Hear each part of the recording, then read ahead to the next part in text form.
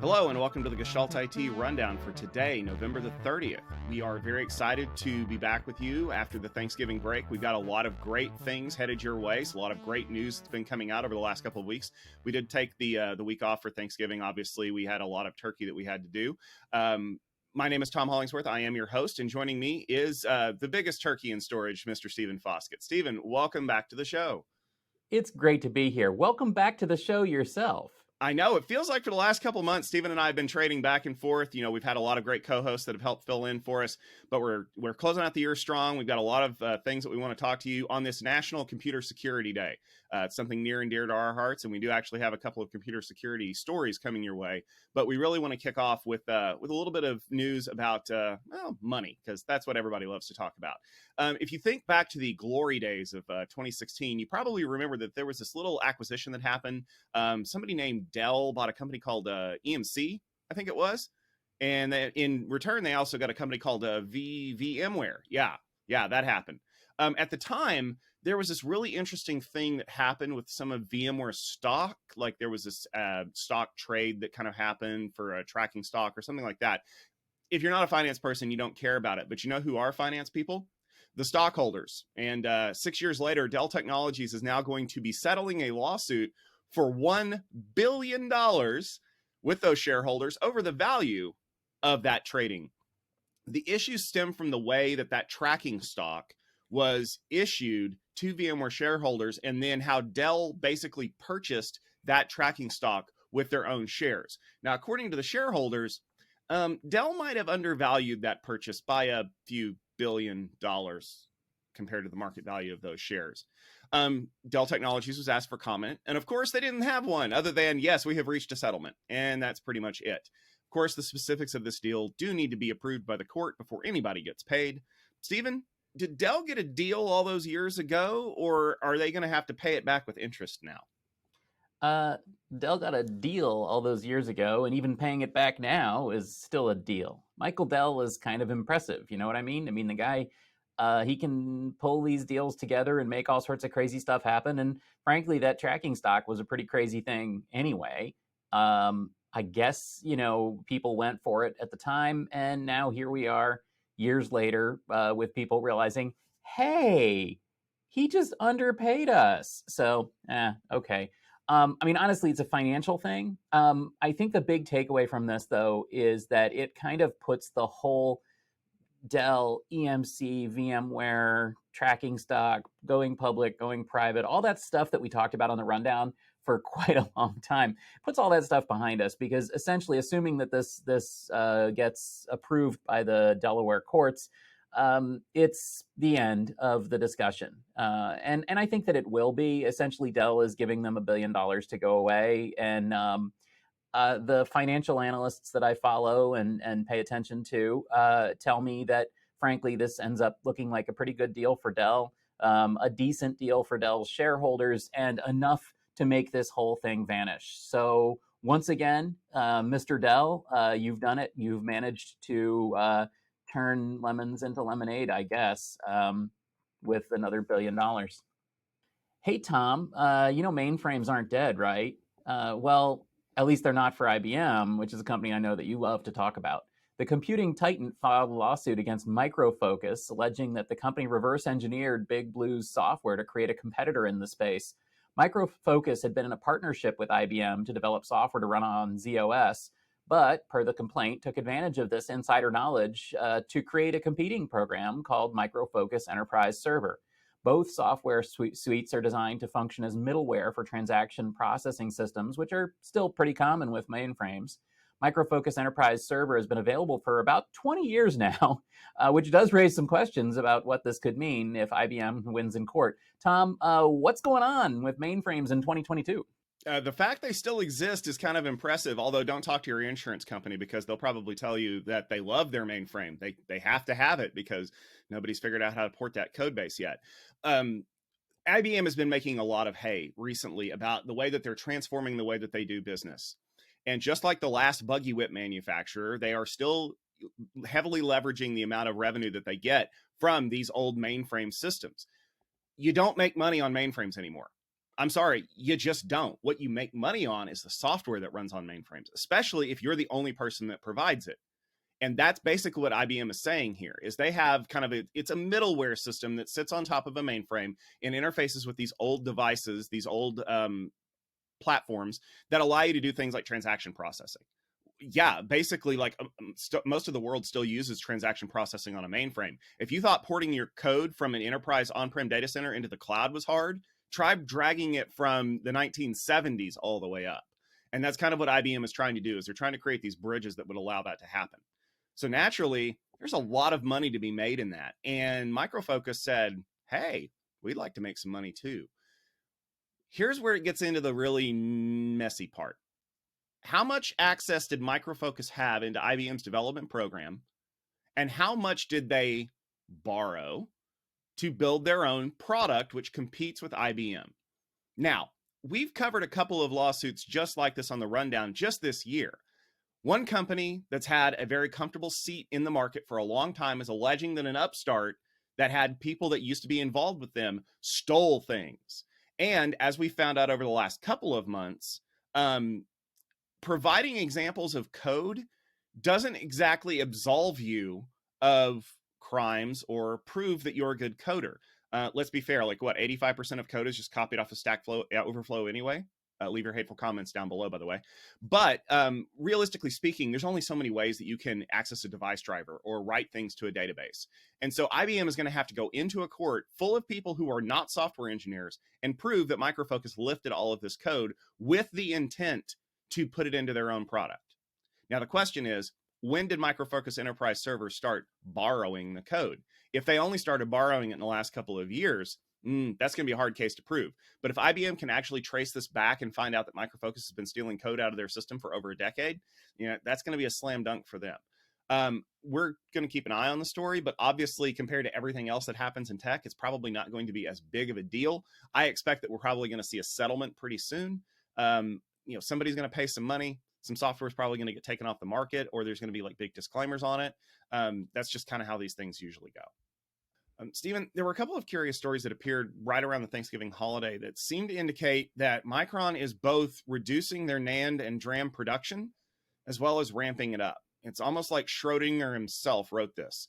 The first story comes and mentions that Micron has cut their production for memory chips because of the falling demand in the technology across the industry. CEO Sanjay Matrora said that the moves were designed to limit growth and reduce inventory sizes. Now, if that story sounds somewhat familiar, it's because we've heard it from almost every other manufacturer of these chips in the market. That's kind of interesting because there's this general downturn for NAND chips and for DRAM chips.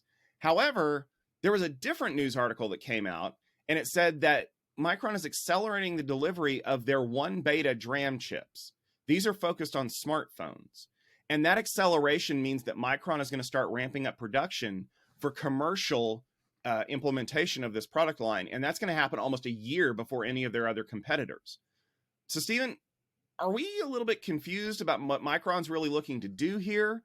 Or are they really looking for a plan to think outside of the box? Yeah, Micron's actually doing a really good job here. Micron's management deserves some kudos, I think. So essentially, they're living in a market. Now, it's important to understand that the DRAM market is extremely cyclical. It's constantly going up and down.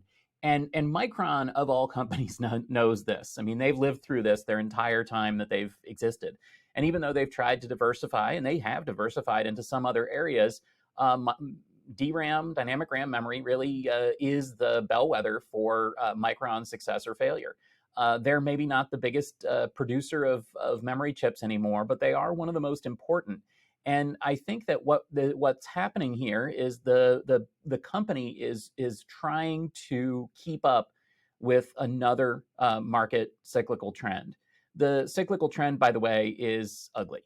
DRAM prices were high, and now they are dropping quick, like a stone in a well. And Micron has to deal with that. The demand is low. Customers aren't paying a lot anymore. Micron has admitted, in fact, at a conference today, I guess, or yesterday, they admitted that they are cutting pricing because customers just aren't paying the high prices anymore. They're cutting starts, they're cutting production, they're cutting everything they can to not end up with a bunch of unsellable product. But at the same time, Micron understands that what goes down will come up, especially when it comes to dynamic RAM. And there's a whole new generation of DDR5 coming. There's a whole new process node switch happening. It's called 1 alpha, 1 beta, that sort of thing. Micron is right there and is actually leading the development of new process nodes. So that's the 1 beta samples that they shipped. They're saying that these will give about a 35% improvement in bit density and a 15% improvement in power efficiency relative to the 1 alpha node that's shipping now. And Micron is pretty far ahead of their competitors in shipping this new technology. So I think that what we're seeing from the outside, it could leave us really scratching our head saying, wait a second, they're cutting production and then they're investing in this thing and they're building a fab, and what are they doing? But the answer is they're doing what a DRAM company has to do in order to stay ahead of the market, which is to cut costs when demand is low and to ramp up the next generation product so that when demand heats up again and when people want the next generation product, they're there to serve it. So frankly, I would say, in my opinion, all this news looks really good for Micron, and all this news actually looks pretty good for the overall enterprise IT space because once again, it's cyclical. It's easy to get scared when prices and demand are low, but just like Micron is seeing here, it's going to come back. And at the end of the day, people need CPUs, they need memory, they need ASICs, they need storage, they need networking, they need all this stuff, and they'll come back and buy it. Tom, let's take a look at a different technology now. Gazing into my crystal ball, I see quantum technology, quantum power.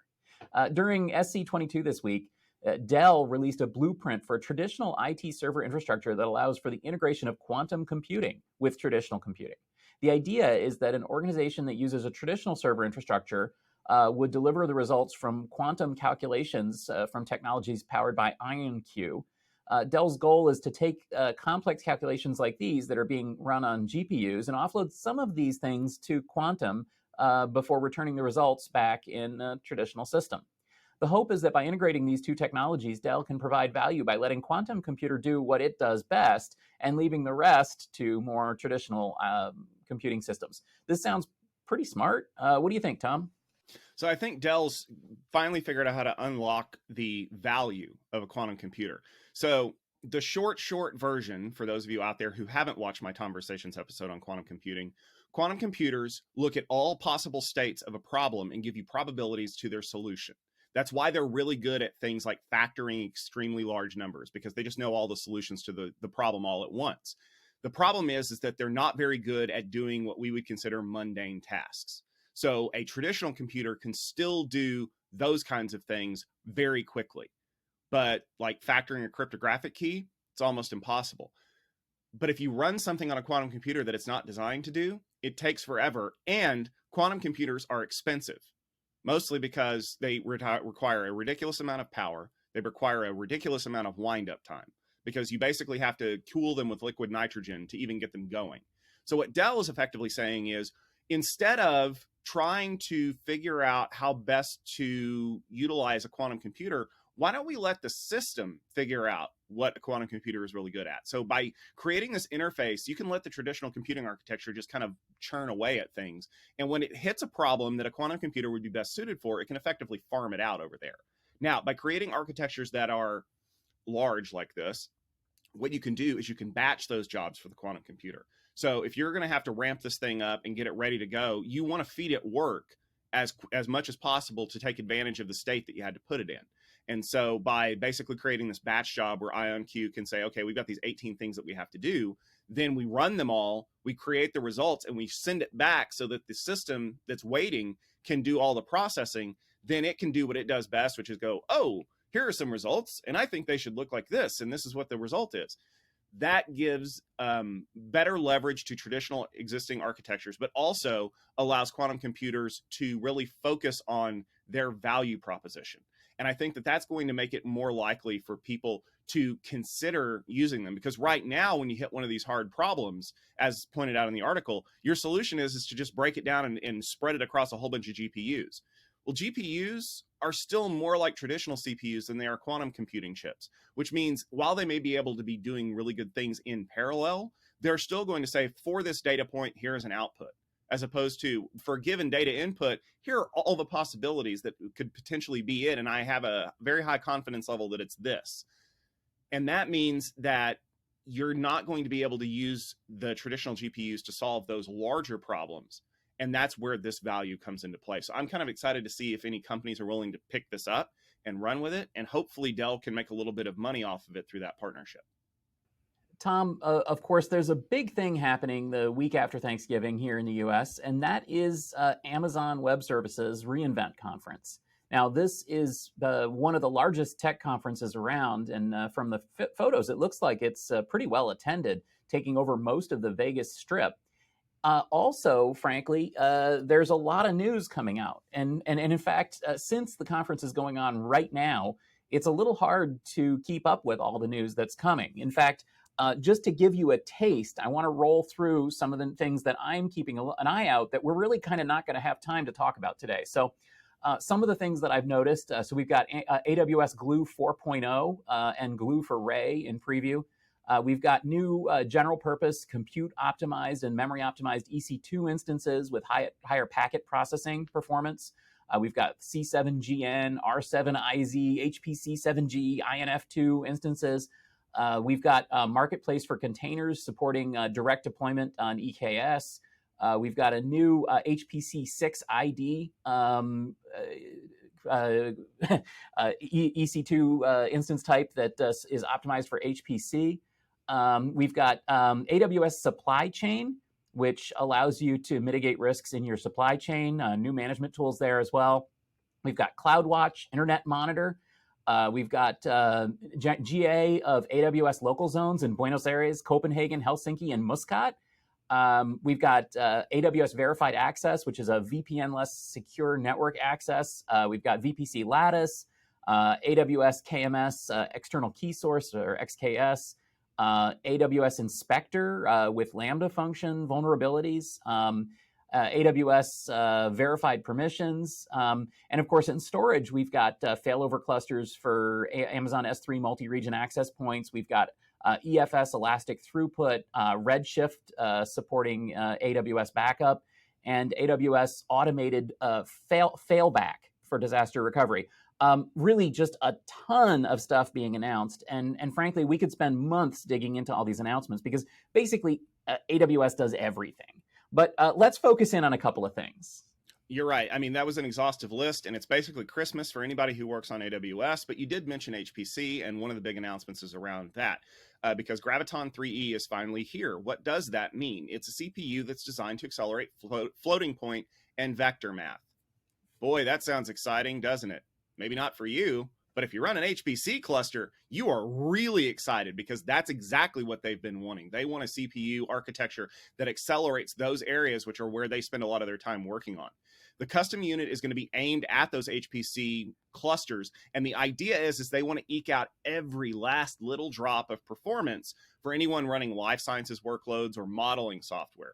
Now, at the same time, Amazon introduced Nitro version 5, which is the latest iteration of their groundbreaking DPU. Stephen, I know that you followed a lot of the Graviton stuff. Why is 3E an exciting thing for HPC people? Yeah, 3E is exciting because of the couple of things that you mentioned. So essentially, just as a reminder, the Graviton CPUs that AWS offers are based on ARM, the ARM processor instruction set. And ARM has historically been sort of marginalized in floating point workloads. Essentially, floating point and vector math has never been their strong point. That's really what you've used x86 for. And frankly, Intel and now AMD have really done a lot to bring accelerators onto the x86 platform with AVX 512 and all these other offload instructions that they have. Graviton 3E is cool because essentially what we've got is an ARM chip that can maybe not keep up with some of the things on the x86 side for vector and floating point, but at least hold its own. And in fact, maybe even do better. The Amazon is promising that Graviton 3E delivers, maybe anywhere between 12% and 35% better performance on various compute functions. And yeah, it may not sound like a lot, but it's a lot when you consider that that means that you probably need 1/3 fewer CPUs, and CPUs are expensive. Of course, they've also announced this HPC 7G instance type, which brings a lot of this stuff into the HPC space. And HPC 7G and Graviton 3E works really well with Nitro 5. So Nitro 5 is also promising to double performance and overall, and give a lot better performance per watt, a lot better packet processing, and so on.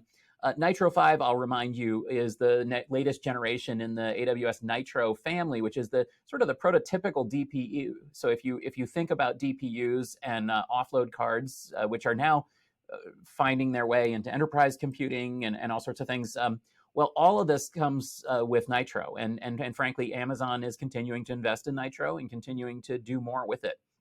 All of this is to say that essentially we have a sort of a next generation HPC and compute platform here that shows what Amazon is capable of doing in custom designed hardware, but specifically around ARM and DPU, which are two things that I think that Amazon is really going to try to separate themselves from the pack, the cloud computing pack, using. So overall, it's exciting, it's interesting, it has relevance in the enterprise because a lot of this technology is going to come down. And frankly, it shows us that ARM and DPU are relevant in a broader set of workloads than we would have thought.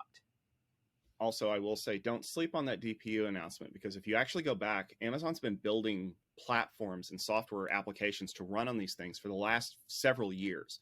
They are enabling a lot of things we didn't think were possible, because they have the ability to say, we're going to run an ARM CPU on this device that can handle all the basic processing, but then we have another ARM CPU enclosure that's handling something very, very specific. As I was digging through some of the announcements that we read off, I realized that Amazon's actually doing something really crazy inside of their cloud.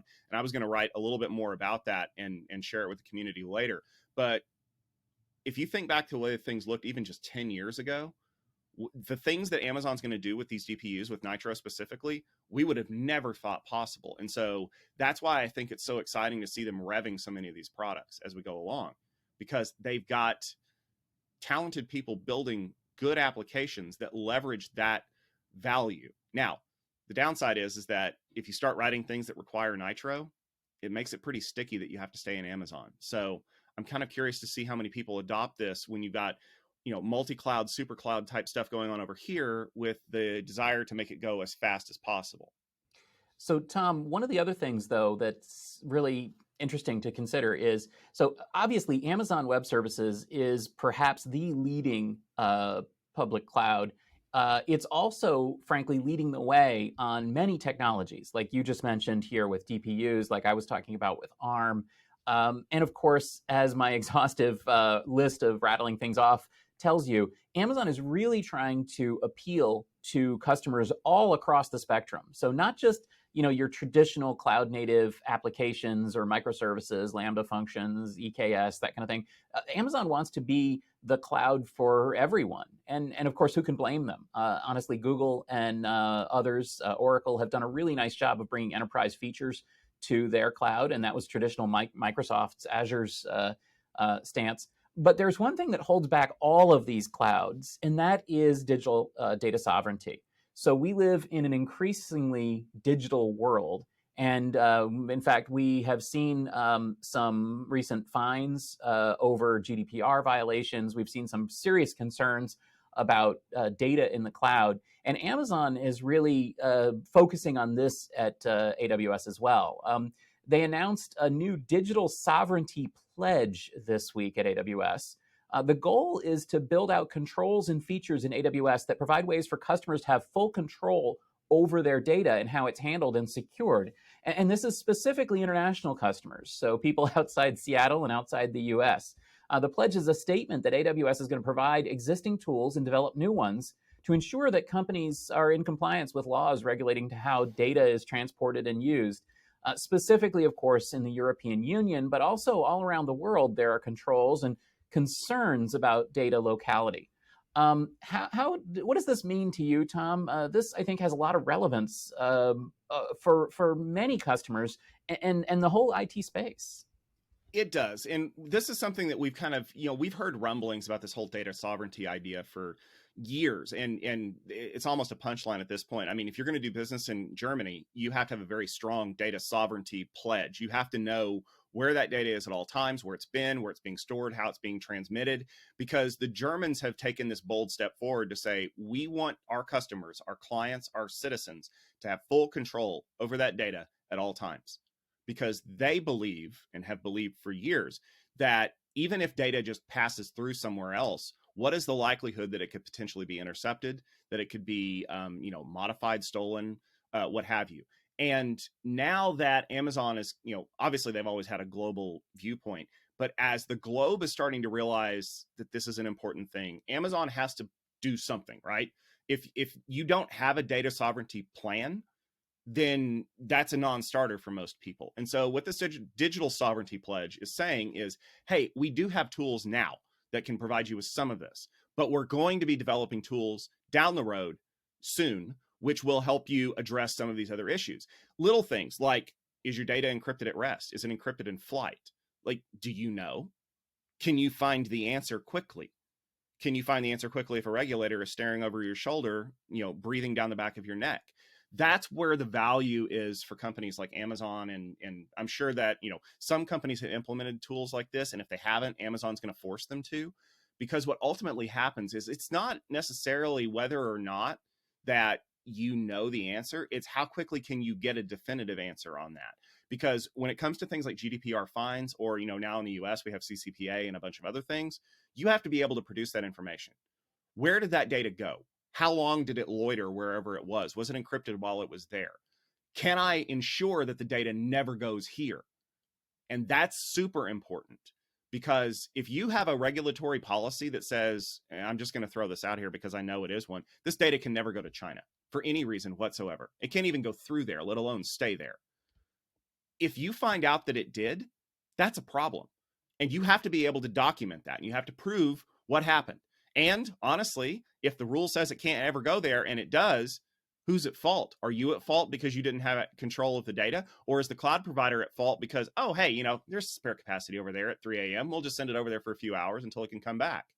Well, traditionally, you're at fault unless you can prove otherwise. And that's essentially what you're trying to do here.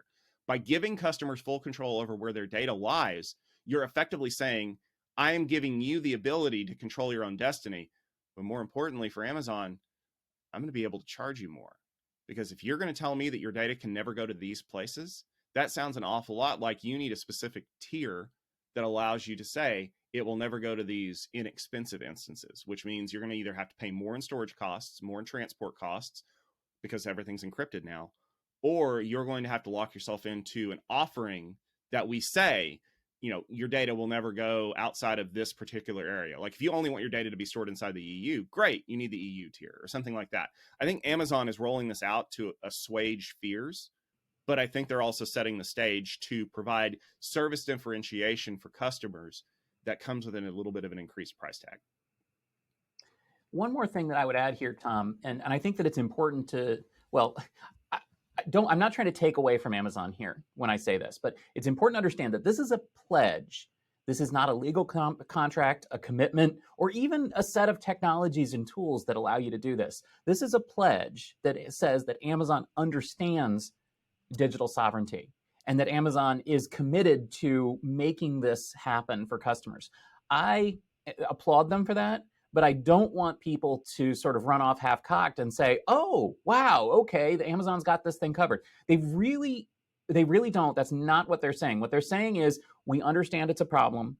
We promise that we're going to address this problem, and we promise that we're going to do our best to live up to these goals of digital sovereignty.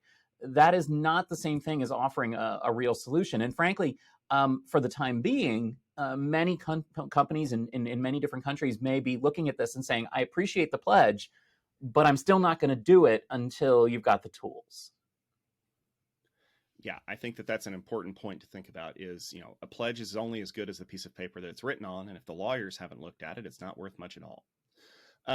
It's getting close to the end of the year, but that doesn't mean that anything is slowing down. We do have some exciting stuff that's coming up. The first thing that I actually wanted to mention was right before Thanksgiving, we had our big security field day event. And since it's Computer Security Day, I wanted to let you know that if you wanted to go check out the videos from Security Field Day, you can totally head over to our YouTube channel. Just look for the Security Field Day 8 playlist. We're actually going to link it in the show notes as well, so you can keep track of all of the cool stuff that we saw there. As we mentioned, AWS reInvent is happening right now in Las Vegas, November 28th to December 2nd. Just check out your favorite Twitter or alternate social media site for hashtag AWS reInvent, or look basically on any site for coverage of what's going on at reInvent. Another conference that's going on right now is Gartner IOCS, December 6th through 8th. That's coming up. And you can check out hashtag Gartner IOCS for more information on that. Finally, a couple of weeks ago, Gestalt IT released a full-length white paper, Digital Infrastructure at Data Center Scale. This was sponsored by Intel. We urge you to download that paper at gestaltit.com. We also released an accompanying Tech Field Day showcase presentation that features the white paper writers, and that's also available at techfieldday.com. You can totally check out the links in the show notes if you want to go directly to that white paper and directly to that showcase. There's a lot of great information in there that you're going to want to know if you're looking to do digital infrastructure, especially at those kinds of scales. Thank you very much for tuning in this week. We appreciate every one of our viewers out there. We will be back next week, Wednesday, around 12:30 Eastern Time with another great episode of The Rundown. We are going to be scouring the internet looking for great news stories, both coming out of AWS reInvent, as well as any other cool things that happen to go on. If you want to send us a news story that you think would be right up our alley, please make sure you tweet at Gestalt IT, use the hashtag rundown. You can also toot at us on Mastodon or whatever your favorite social media platform at the time happens to be. If you want to subscribe to our YouTube channel, please make sure you check out Gestalt IT on YouTube at youtube.com/Gestalt IT video. Also, you can subscribe to The Rundown and any one of our great podcasts in your favorite podcast application of choice. Just search for Gestalt IT and check out The Rundown, Conversations, Checksum, the On-Premise IT Roundtable. There's a lot of great content that will tide you over this holiday season. You can catch up on our back catalog or check out some new technologies that might be interesting to you. Like we said, we'll see you in a week with more great news coming your way. Until then, take care of yourself, stay warm, and have a great day.